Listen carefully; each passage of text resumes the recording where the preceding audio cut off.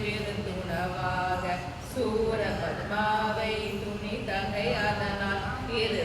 தேவர்க்கு உவந்து அமுதளித்த குரு பரன் பழனி குன்றில் இருக்கும் சென்ன குணலை சேவரி போற்றி என்னை தருகாட்கொள்ள என்றது உள்ளம் ஏகிய வழிபுறம் வேளவா போற்றி தேவர்கள் சேனாபதியே